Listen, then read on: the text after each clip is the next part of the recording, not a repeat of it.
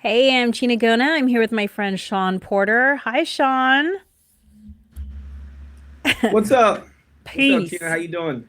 How's it I'm great, going? thanks. What have you got going on? I'm sitting here with you. I had a good busy weekend and with my homegirl here, and you invited me on. Thank you so much for having me on. And first off, what is this podcast about? Good question.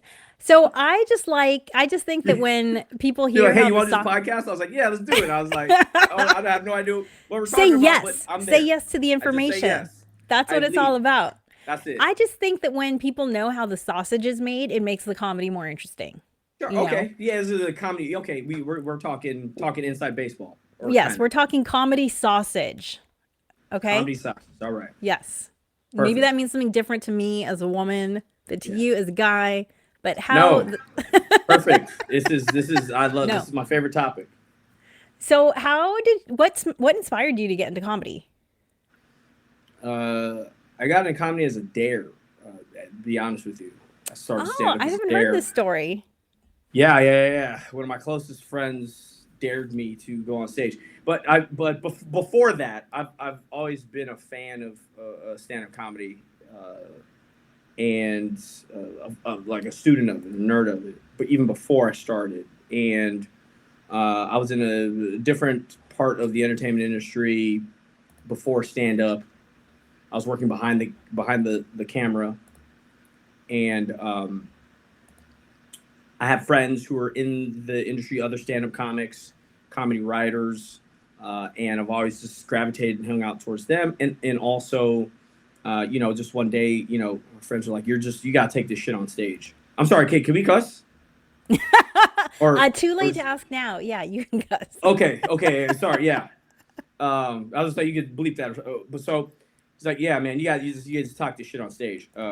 It's too funny not to, and you have so many like stories and just a different perspective, and so I literally started as a dare. My friend was like, I dare you to do 5 minutes at this open mic, and so I went an open mic at the Haha and did my first open mic ever. And because just being around other people, I kind of just took to it, and uh, you know, I've always been a shit talker. Let's just say that I've always been a shit talker. I just formulated the shit talking into a stand up set. My Okay, so experience. when you were dared to do the open mic, did Mm-hmm. you have time to prepare or you just had to go up and just without preparation? Yeah, no preparation or anything. I just had some things I maybe wanted to talk about. And did Ideas. any of those jokes, are they still with you? Um, the roots of them. Yeah. Like the origin of them, or let's say the premise of them, are still with me. Being a Vietnamese and black kid from inner city LA, and what that experience is like, and growing up around essays and black side of my family and And essays, all you of don't that. mean 5 paragraph written things. Uh, You mean uh, like essays. no, mom, no, mom, not paragraphs and AP style essays. No. I'm You talking mean about essays. cholos. Yeah. Vatos. Just everything Los Angeles has to offer. We have such a unique culture, and I'm so grateful that I'm a part of it, and just really just formed who I am. Uh, and so, growing up though, if I felt like I was the only person who looked like me and who was me, and a Mm-hmm. lot of mixed kids had that same type of feeling and experience growing up. Yeah. Not Asian enough for Right. this crowd, definitely not black enough for this crowd Right. with how I present. And a lot of mixed kids have that perspective, either being black, white, or Asian and black, or Hispanic and Asian, and so at the time in the growing up in the '90s, early 2000s, I felt like I was the only one. I had three older sisters, but I was the youngest of four. But I Mm. felt like we're the only family. I had that only perspective. Come to find out, growing up, especially nowadays, everybody's screwing everybody. So now you see this new generation of young adults who are all mixed. And I come to find out the older I get and talking to other people, other mixed folks, that they have the similar perspective. So it's like, oh my God, no, there is us out here. Yeah. This wasn't just a very unique spectrum for me. There is, and so it's like I want to create that niche and that path through comedy, where a lot of other mixed kids can relate, because that is America now. That is the future. Absolutely. Do you call yourself Hoppa? Because my, Yeah. I get Hoppa gang. Yeah, I have a whole crew. I have a whole crew of Hoppa gang out here. So that's a Hawaiian term. So that's the term I is. always grew up with, Hoppa, because that's where my mom's from. Yeah, But Your mom has that unique perspective. I didn't. I learned later that was a Hawaiian term. right. But I always heard that term. Okay. And so, yeah. I have a whole text chain of Hoppas just in the entertainment industry, that we are all get together and like we've built a community of mixed Asians. How come you haven't invited me to that text chain? Thank you, Sean Porter. Rude. It's a little There's this whole party that you're not invited to. It's very let's just say very adult. Just like any comedian section, but these are other artists too from other business owners. It's just and we talk a lot of S on there. I'm not probably it's a fraternity of Hoppas. We use a lot of acronyms like DTF and shit like that I don't know. Hey, don't give it away. I'm gonna break that one out. I'm gonna break that one out. Speaking of which, you can see Sean and I, along with some other of our Latin and Asian comedian friends, at Soy Saucy in Arcadia. Maybe we'll even let you come out to dim sum with us.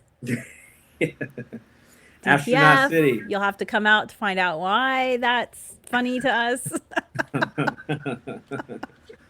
Yes, no. You're one of the Hoppa gang. Yeah, no. So when I find my people out here, it means a lot to me.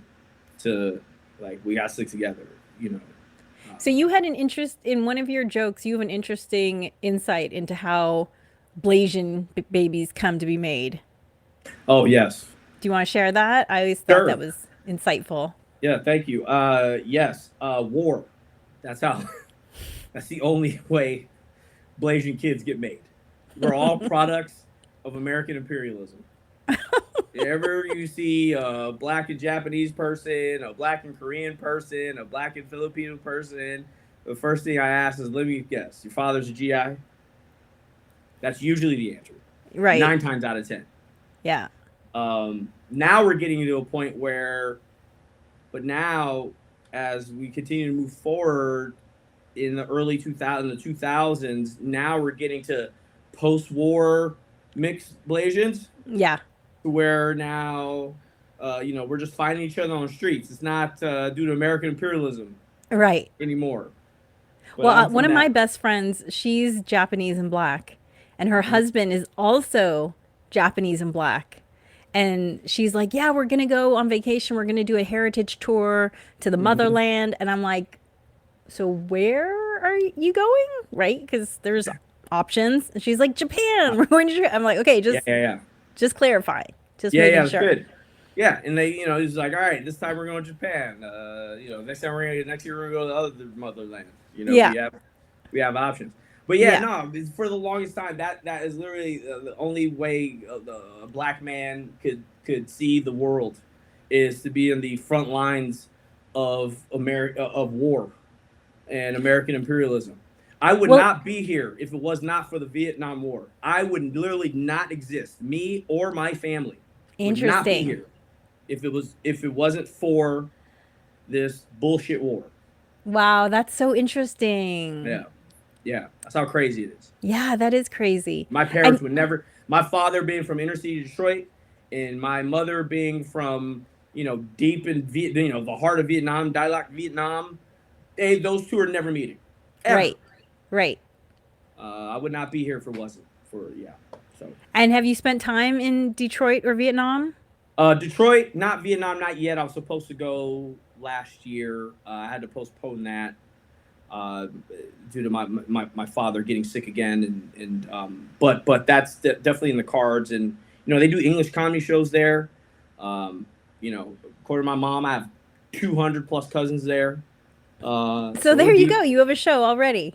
yeah. Actually, to be honest with you, another friend of mine, Vietnamese friend who's a filmmaker and documentarian, pitched me the idea of what we were going to do is we're going to spend a whole month out there and we were going to tour from Hanoi down to Saigon and do a mini tour and then go visit my mom where she's from and all of my cousins and family and he was going to shoot the whole thing and it would be pretty cool.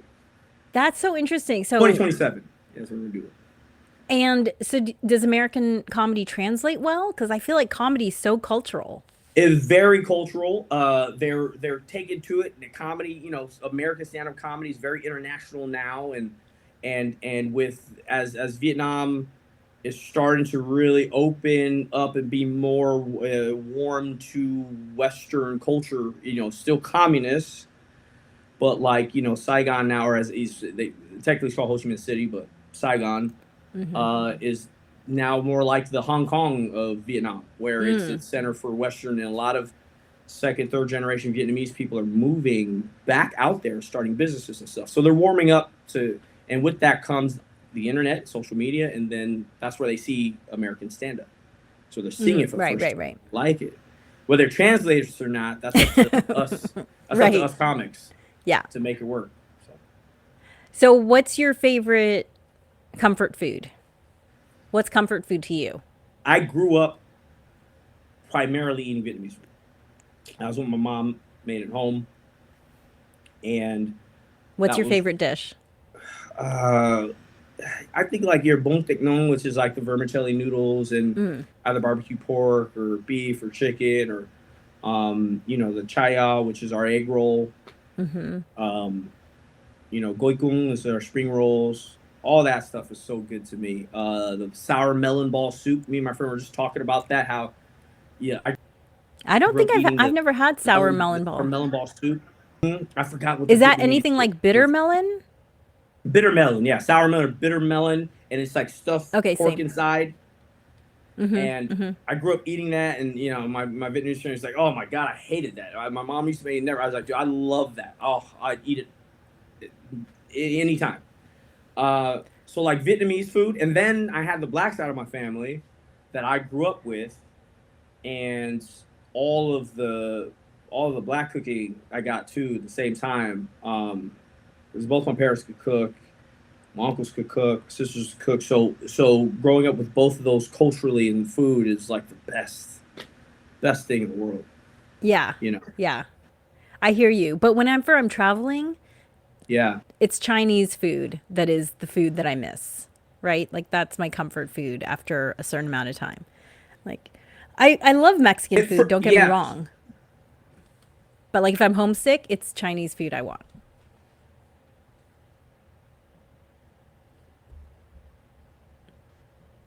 Oh,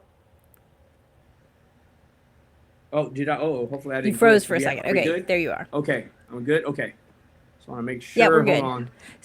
Okay. So besides Oh, I was gonna besides agree soy with you saucy, there. Uh huh. yeah. Oh, I was gonna Oh, say any Asian food for me, I'll take. If you told me one day I would never uh, eat American food again, I'd be like, okay, as long as I have my Asian food, any Asian food, Korean, right. Thai, Japanese, sushi, Vietnamese, Chinese, I'd be like, I'm good. I'm fine. I'm good. Take it. Take that American bullshit away. Burgers, hot dogs, pizza, take it away. I don't care. Yeah. Sorry. Yeah, I hear you. Although I do like pizza, Rice but is the yeah. bread of our people. Oh my God. Well, it's my love language, as you know. Love me the rice. So what besides soy saucy in Arcadia, by the way, soy saucy Arcadia, $10 tickets. Come on out to support Astronaut City, owned by an Asian woman. So come Teresa loves support my the peeps. homegirl. Teresa's awesome. That's my homegirl. She yeah, anytime I support her venue anytime and she tells me to pull up to do anything, I'll pull up. Yeah, she's awesome. Yeah, and there's great eating afterwards. So, and by the way, That's it's good. there's a 2 drink minimum, but it's only drinks. So you can actually bring food into the location. I did not know that. So if you want to, there's lots of good restaurants in the area. Grab some Don't dim sum. Do Bring it not in. tell Asians that. Do not tell Asians to pull up with their It's fucking it's on food. Teresa's website. I'm Do just sharing the not. love. They'll be our comedy will interrupt their buffet. Don't tell any Asians to fucking. They'll pull out a whole ass feast and not even. Yeah, They're it's like, so here's the funny. roast pig. Right. That's awesome. So where else are you going up? In the near future. I'll be at the Comedy Store this Thursday. I'll be there in the Belly Room Thursday night. I'll be day after that. I think I'm hosting a roast battle. um, and then Where's that? where is this West? I think it's somewhere in downtown. It's a venue in downtown. I'm horrible. I post everything. That's why I put my IG handle down here. I post everything on my IG where you can find me and all my shows. But I'm always working. And then I'm hitting the road a lot. I was in Portland doing an all Vietnamese show. Before that, I was in New Orleans. So yeah. Just find me on Instagram at I am Sean Porter, and you'll find out where all the nearest dates are. But I'm always working locally as well. And then I'll be back at the Ice House as well, where I'm a regular there. And the Ice House is in Pasadena, the oldest comedy club in the country. And In the very country, fortunate. really? In the oldest comedy club in the country, 1960, the very first comedy club is the Oh, Ice House in Pasadena. And so it's a historical landmark. And yes, a great place. Lots of Johnny people come Buss, up who's there. the owner of the Lakers and the oldest Buss son, is taking it over and did a great job with it and renovated the entire place. Dumped so much money into it and been so gracious that he gave me the opportunity to be a regular there and have my show. So yeah, Okay, so I so have a just getting roast up. question. Yes, please. So, what's your philosophy on roast? Because a lot Hmm. of roast comedy makes me uncomfortable, to Yes. be honest. But like for instance, most recently, famous Kevin Hart Yeah. roast that just happened. Yes. Yeah. Um, They might have damn killed fucking roast. well, I have to say I've never been a big roast fan, but then I saw Cat Williams Sure. and I was like, "Oh, Hmm. damn. If that's Yeah. what a roast can be, I'm here for Hmm. it." He Yeah. was amazing. Hmm. Um, but a lot of it was just Yeah. not funny and not just not funny, but At all. like tasteless. Very. So where do you stand on the roast humor? Like how Yeah. like I'm glad you I brought that I've up. never seen anyone do it like Cat Williams. So here's my philosophy on it. I go back because again, I'm when I say I'm a student of comedy, I'm a student of it. I study it, going back to vaudeville, documentaries, everything about Mm, comedy. mm-hmm. Uh, when the roast started, the Friars roast in New York, you see these old '60s and '70s roasts of Dean Martin, Sinatra, Muhammad Ali, Richard Pryor, all these guys, Burt Lancaster, Merton Burl, all these guys. It started as a club where they would Right. honor their friends, as that was the origin of the roasts. Mm-hmm. My philosophy always been I've never done a roast. I'll judge and support my friends who do them, but I don't roast for sports because just like the origins of the roast, they were all friends and they loved one another. You only roast the people you love. That's where the funny comes from. Mm-hmm. And you can be funny but then also heartwarming because this person that you're roasting, you're honoring them, and Right. it's a form of love, busting each other's balls. That's our love language as comics, right? Mm-hmm. But versus roasting for sport, which is what it turned into. Sorry. That's interesting. Which is so now it went from that to now roasting for sports, Mm. and now you have an influx of hack comics from the C level to the A level who are just using roast as an excuse to be fucking racist and misogynist and sexist and say the most god awful shit in the realm of, well, I'm just roasting, these are just jokes Right. and I'm trying to be edgy, but especially as a male comedian, especially as a white male comedian. But just to disregard that, as a male comedian, if you're going to do certain subjects, especially if you're get into the female so or the woman side of things, if you're going to talk about, rape and abortion and all of these very sensitive issues, Right. first off, my rule has always been one, don't linger on it, don't turn into a chunk, set up, punch, and get out, get in, get out. That's it. That's it. Don't linger on these things because that's not our place. And two, your joke better be fucking good if you're gonna go there. And so this is the same thing for these white male comics, but they don't use it that way. They don't see it that way. Some just want to use the roast as an excuse to be hacks and pieces of shit and be racist and misogynist. I also think too So that's why I that when refuse to do it. okay, interesting. So hold on, let's come back to that because my whole philosophy about making a joke that's not about me, right, is that you have to be punching up, not down. Correct. And That should be comedy 101, right? That's right, comedy 101, right. right? And for anyone who's not a comedian watching, what that means is like, if you're a white man, there's pretty much nowhere to you can't punch up. There's no punching up. You're at the top, right? So you don't get to do those jokes. That's just the rule, you know. So you So either evolve your writing and become a great joke writer, like all of us are aspiring to do, right, and change with the times, like Sarah Silverman talks about. Like you see Bill Burr, someone who outwardly talks about, I go to therapy to evolve and be a better human, right. right? He doesn't use that excuse. Well, I'm white. There's nowhere for me to go. Yeah, no, they're No, great comedians. you just evolve as a comedian. If I'm a good joke writer, I'm a good joke writer, and you Right. still Period. self-deprecate, still talk about very touchy subjects, and be witty and smart, and be hilarious. There are countless of examples of that, right? Like that's not an excuse. When every time I Yeah. hear that, a white male comedian complain, you have example after example. George Carlin, Mark Maron, Yeah. example after example of comedians who can do it. And I use an excuse, you just don't want to evolve. Right.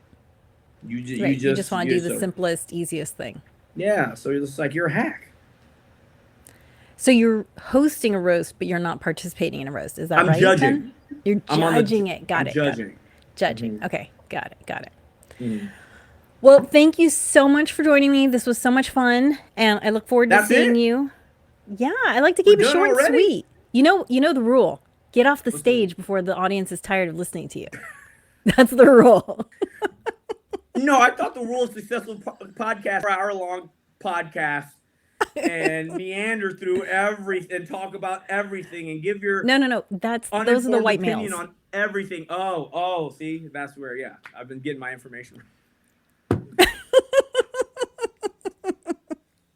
No, this So is find out all the places you can see Sean at IG. I am Sean Porter. Come see us in Arcadia, and also this weekend I will be at Pachanga opening for Wyatt Coat. yeah, I saw that. That's awesome. That's gonna be huge. I love Yeah, Pachanga. yeah. I have 5 shows. It's going to be like the most comedy I've done in a 72-hour period. So that'll That's be awesome. fun. You're gonna kill it. I love doing casinos. I speak degenerate. That is my language. I am bilingual, and so I love doing casinos and Indian casinos. Oh, that's my You're people. fully fluent in degenerate. I'm fully fluent degenerate. So, oh no, you're gonna they're a rowdy, fun bunch. These casinos, but Chang, you're gonna love it. You're gonna kill it. I'm excited for you. Okay, well, I'm looking forward to it. Thanks so much for joining me, and thanks for joining us. Thank Bye. you, everybody. See you guys soon.